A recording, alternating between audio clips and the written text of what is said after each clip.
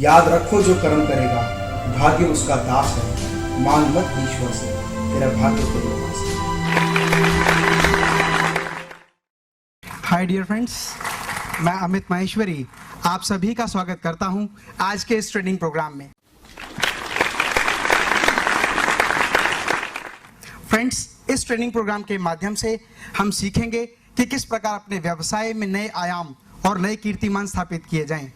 इस training programme में बहुत सारे ऐसे लोग हैं जिनके माइंड में कई सारे क्वेश्चंस हैं कि बिजनेस का डेवलपमेंट कैसे किया जा सकता है। फ्रेंड्स, इस ट्रेनिंग प्रोग्राम में हम हर चीज़ सीखेंगे कि किस तरह से बहुत कम समय में chain of dealer, chain of distributor, chain of franchisee और अपने बिजनेस को कैसे तेजी से डेवलप किया जाए। फ्रेंड्स, इस ट्रेनिंग प्रोग्राम का उद्देश्य आपके जीवन में परिवर्तन करना है, आपके बिजनेस सिस्टम में परिवर्तन करना है। फ्रेंड्स, आज तक हम सभी लोग केवल अपने परिवार और अपने निजी स्वार्थ के लिए काम करते आए हैं, इसलिए हमारी सोच का दायरा और नजरिया बहुत छोटा है।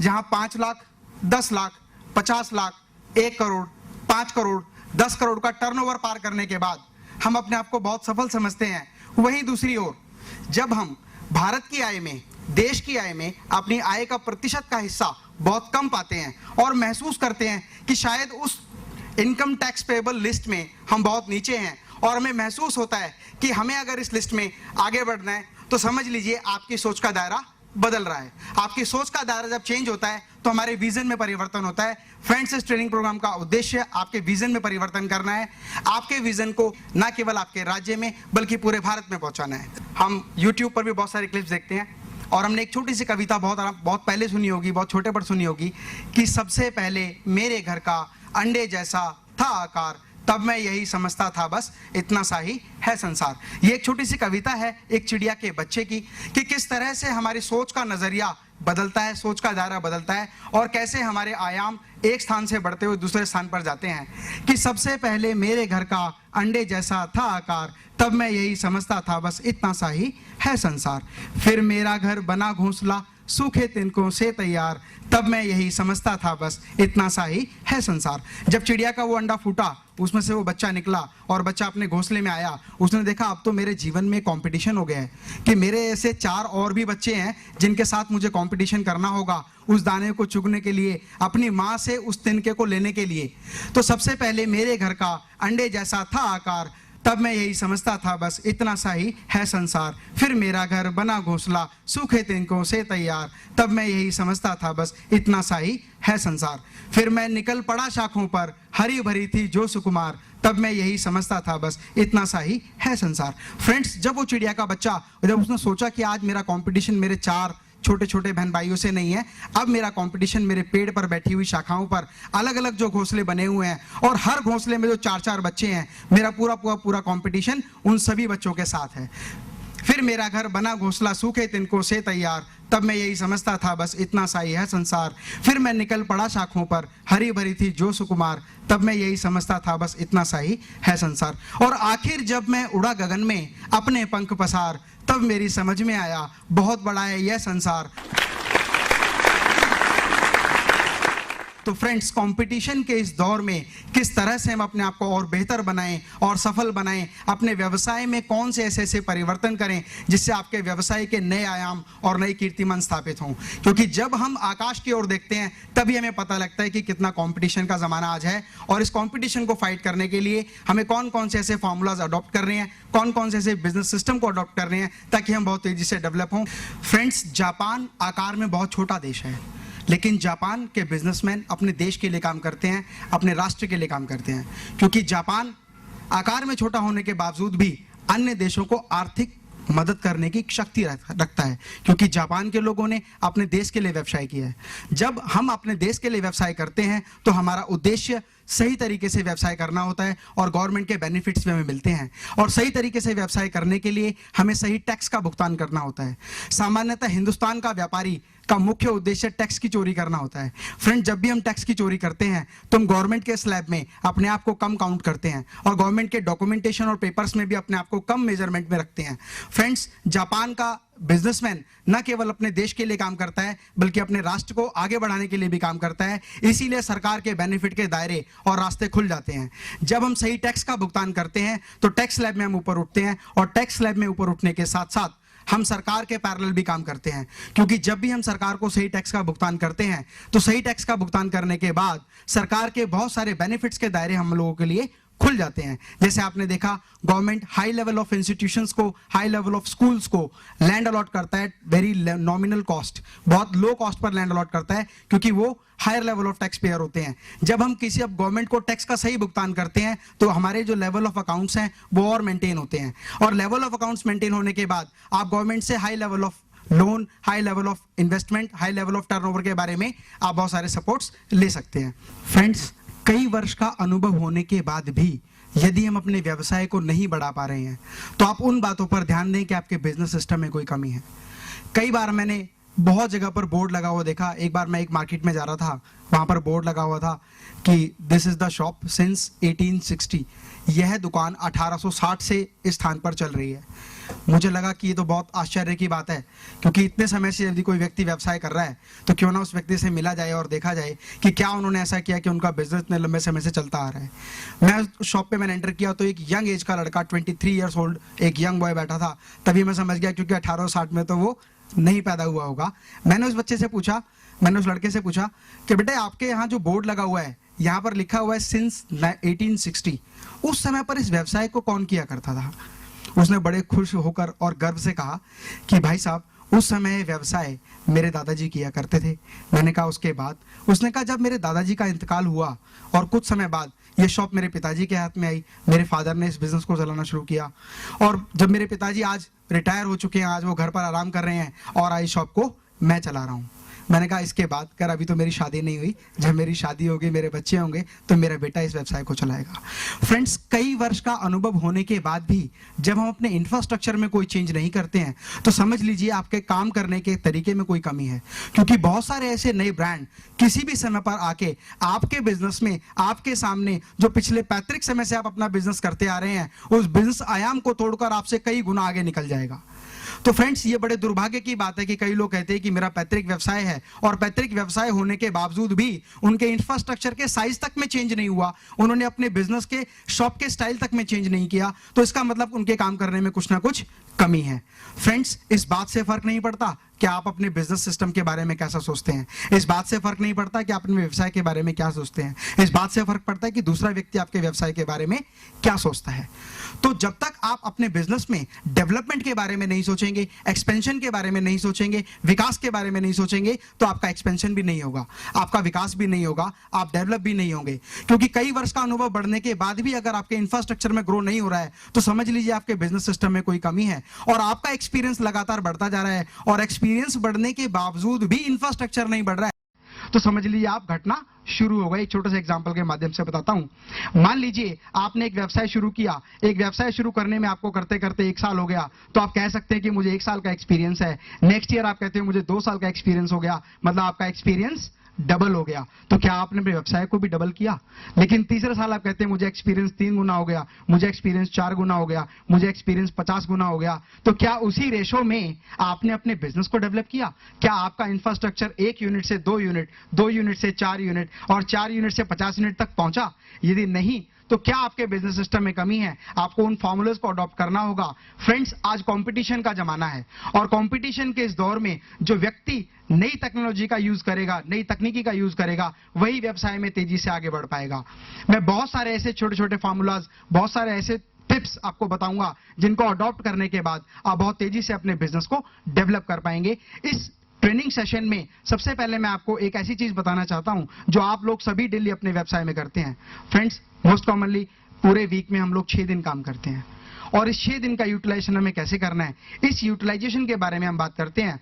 सामान्यतः एक व्यवसायी हमेशा जब अपने व्यवसायिक क्षेत्र में जाता है, अपने ऑफिस में जाता है, अपनी शॉप पर जाता है, अपनी दुकान पर जाता है, या अपने किसी भी तरह के कार्यक्रम में जाता है, काम में जाता है, मान लीजिए उसका इंस्टीट्यूट है तो इंस्टीट्यूट में जाता है, और वहां पर वो अपना काम करना शुरू कर देता है, और पूरे के पूरे दिन काम में फंसा रहने के बावजूद भी, और शाम तक वह निर्धारित करता है कि नहीं, आज मेरा काम पूरा नहीं हो पाया, अब ये सारा काम मैं नेक्स्ट डे देखूंगा, और नेक्स्ट डे देखते देखते देखते देखते कंटिन्यू उसका यही स्लैब चलता रहता है, और एक बार उसको लगता है कि नहीं मैं ग्रोथ कैसे करूं, अभी तो मैं अपनी पिछली क्लासेस में बिजी हूं, या मैं अपनी शॉप में बिजी हूं, या मैं अपने क्लाइंट्स के साथ बिजी हूं। तो फ्रेंड्स 6 दिन का एक बिजनेस सिस्टम का पूरा सेशन मैं आपको बताता हूं कि किस तरह से हम अपने 6 दिन का यूटिलाइजेशन करें ताकि हम और ज्यादा प्रोडक्टिविटी कर पाएं और ज्यादा ग्रोथ कर पाएं।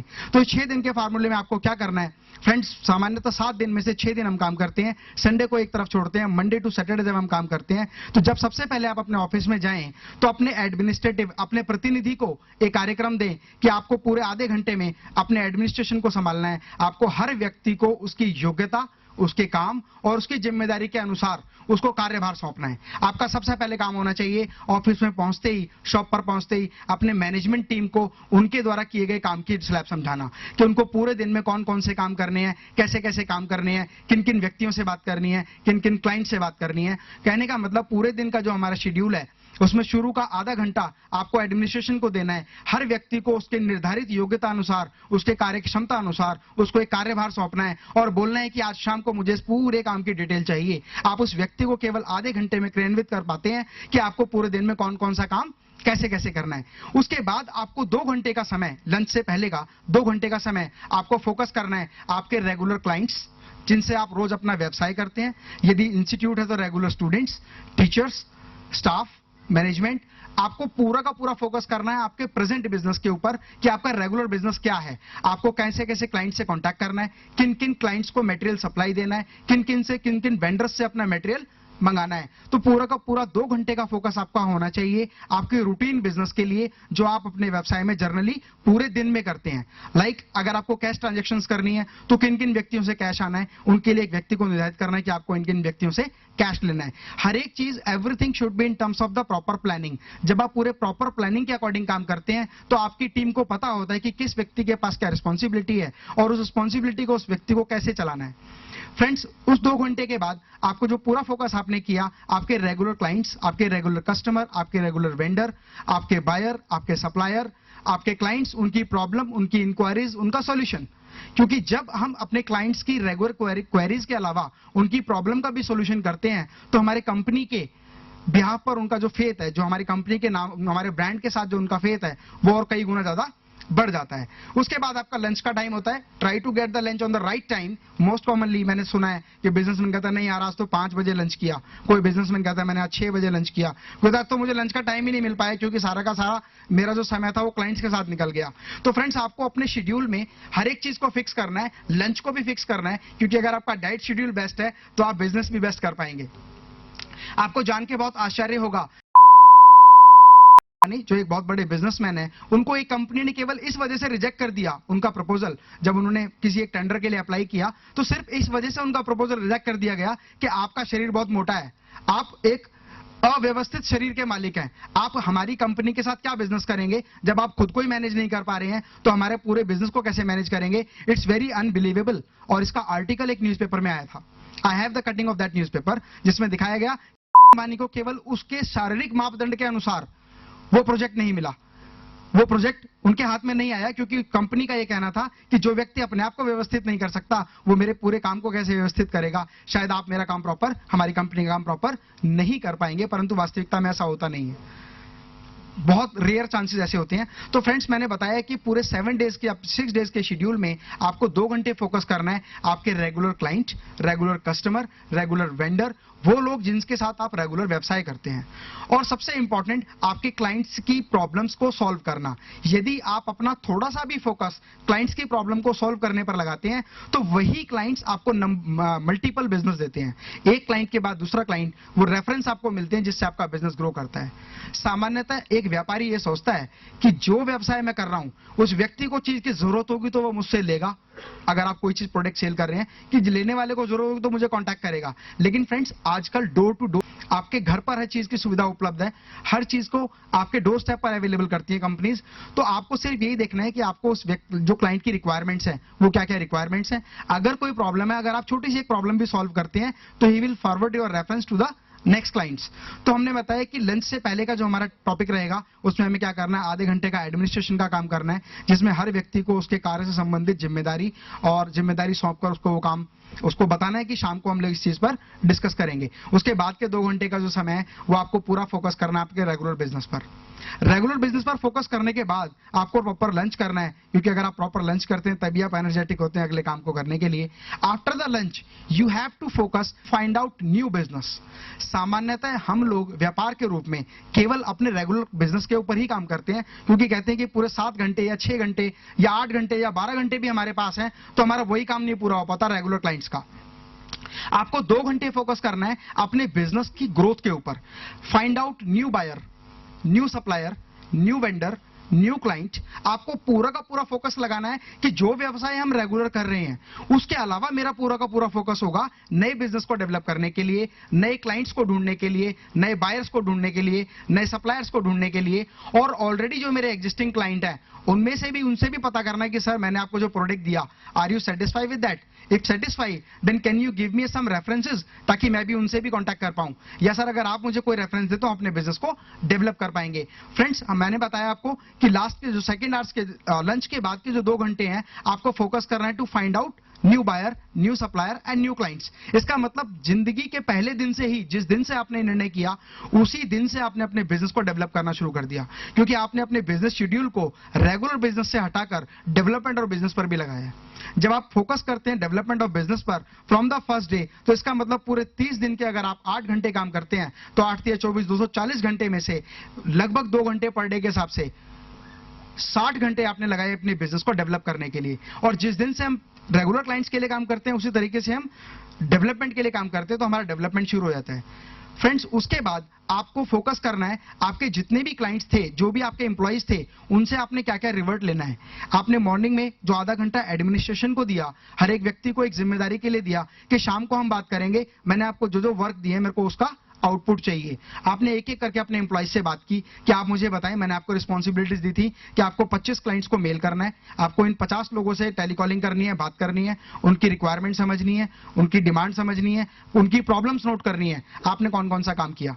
जिस व्यक्ति को जो रिस्पॉन्सिबिलिटी दी थी वो शायद अपनी रिस्पॉन्सिबिलिटी और बेहतर करेगा, क्योंकि उसको पता होगा कि आज शाम को जो मेरे को मॉर्निंग में रिस्पॉन्सिबिलिटीज मिली हैं उसका पूरा का पूरा रिवर्ट मुझे इवनिंग में अपने बॉस को देना है।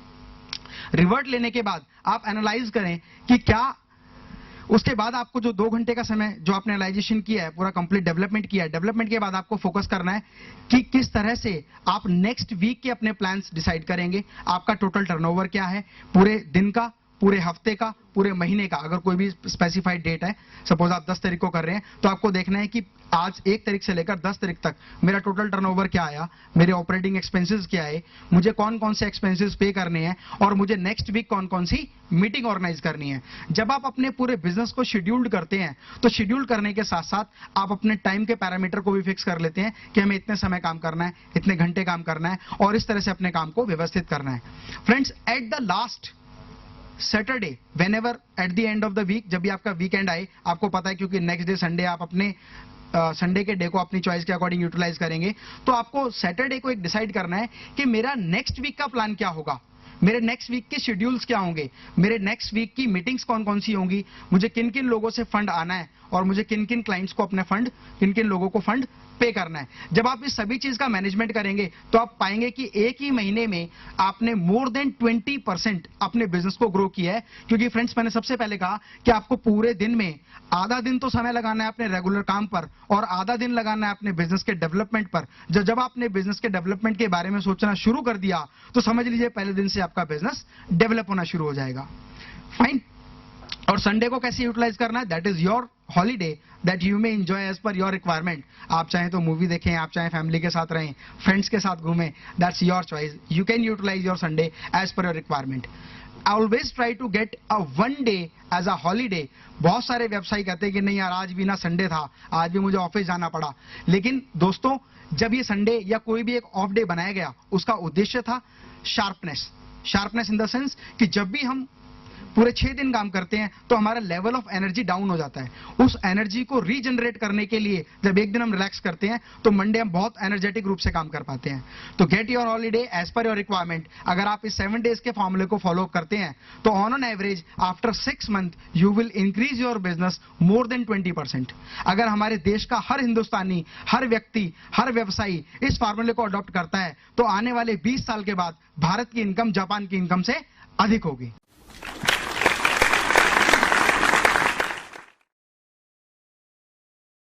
Mita's Lifestyle, India's largest manufacturers and exporter of world-class hygienic stainless steel, modular kitchen, bathroom vanity, wardrobes and steel interiors.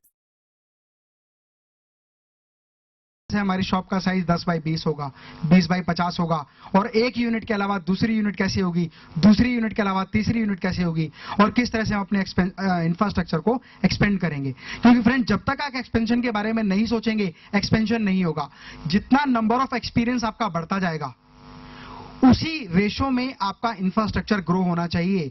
यदि आप 1 साल का एक्सपीरियंस करते हैं और आपका इंफ्रास्ट्रक्चर में 1 यूनिट है और दूसरे साल का जब एक्सपीरियंस हो तो आपके इंफ्रास्ट्रक्चर में 2 यूनिट होनी चाहिए, मतलब आपके यूनिट ग्रो करनी चाहिए। जब 3 साल हो तो 3 यूनिट होनी चाहिए, और 4 साल हो तो 4 यूनिट होनी चाहिए, 5 साल हो तो 5 यूनिट होनी चाहिए, लेकिन 50 साल हो तो 50 यूनिट बनानी पड़ेगी। तो किशोर बियानी जी ने ऐसा क्या किया कि पूरे भारत में 2000 बिग बाजार बना दिए। कुछ तो ऐसा फार्मूला होगा कि एक व्यक्ति ने अपने बिजनेस को इतनी तेजी से डेवलप किया कि केवल मात्र 2 साल के अंदर 2000 आउटलेट बना दिए। आपको जान के आश्चर्य होगा कि मैकडॉनल्ड के 27,000 आउटलेट्स हैं। यदि 1 साल में एक इंफ्रास्ट्रक्चर से दूसरे पर पहुंच रहे हैं और दूसरे से तीसरे साल में तीसरे इंफ्रास्ट्रक्चर पर पहुंच रहे हैं, तो how is it possible to make 27,000 outlets all over the world. तो व्हाट इज दैट सिस्टम, इस पूरे सिस्टम के बारे में हम स्टडी करेंगे। एक पूरे सिस्टम को हम समझेंगे कि किस तरह से एक व्यक्ति अपने बिजनेस को मल्टी ग्रो करता है। फ्रेंड्स, 2 तरह की इनकम हम कमाते हैं, एक को बोलते हैं हम प्लस इनकम, एक को बोलते हैं हम मल्टीप्लाई इनकम। फॉर एग्जाम्पल, एक सैलरीड पर्सन सामान्यतः प्लस इनकम कमाता है, जितनी भी सैलरी उसने कमाई नेक्स्ट मंथ उसकी ऐड करके प्लस कर देता है उसको। मान लीजिए 1 लाख रुपए सैलरी है तो साल के एंड तक उसको 12 लाख रुपए रिसीव होंगे।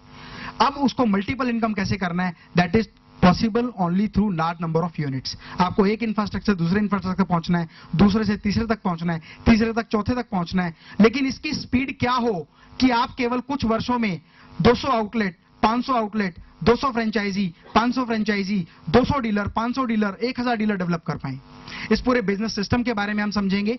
मैंने आपको जो स्टोरी सुनाई, अपने जीवन के बारे में बताया, ये बताने का उद्देश्य मेरा यह था कि न केवल एक छोटे से क्षेत्र से स्टार्ट करके भी हम बहुत बड़े आयाम कीर्तिमान स्थापित कर सकते हैं, और जरूरी नहीं कि हम कोई भी व्यापार बहुत बड़ी पूंजी के साथ स्टार्ट करें। यदि आपके काम करने के सिस्टम में परिवर्तन हो, आपके काम करने के दायरे में परिवर्तन हो, तरीके में परिवर्तन हो, तो आप कम समय में भी बहुत अधिक ग्रोथ कर सकते हैं। तो फ्रेंड्स, जब हम अपनी कर पाता, उसे लगता है कि जब तक मैं गल्ले पर बैठा हूं मेरा पैसा टोटल पूरा का पूरा पैसा सेफ है, यदि मैं गल्ले से हटता हूं तो चोरी हो जाएगी। लेकिन बहुत सारे छोटे छोटे आउटलेट्स हैं जिन्होंने कंप्यूटराइज सिस्टम, बिलिंग सिस्टम बनाया। उस बिलिंग सिस्टम के माध्यम से एक व्यक्ति न केवल एक खुद मालिक बैठकर, बल्कि इंप्लॉय वहां बैठा हुआ है, जितना भी मटेरियल सेल हो रहा है थ्रू द बिलिंग हो रहा है। तो उस व्यक्ति ने डिसाइड किया कि जब गल्ले पर मुझे नहीं बैठना है, एक कंप्यूटराइज सिस्टम वहां पर लगा हुआ है जहां पर जो भी मेरी सेल होती है वो एक रिसिप्ट के माध्यम से होती है, और eight the end of the day मैं शाम को काउंट कर सकता हूं कि मेरी टोटल टर्नओवर क्या रही, मेरी टोटल सेल क्या रही। क्योंकि रिसिप्ट जिस व्यक्ति ने काटी है, मटेरियल दूसरा व्यक्ति दे रहा है, उसके पास सेल है, एक के पास सेल है, एक के पास मनी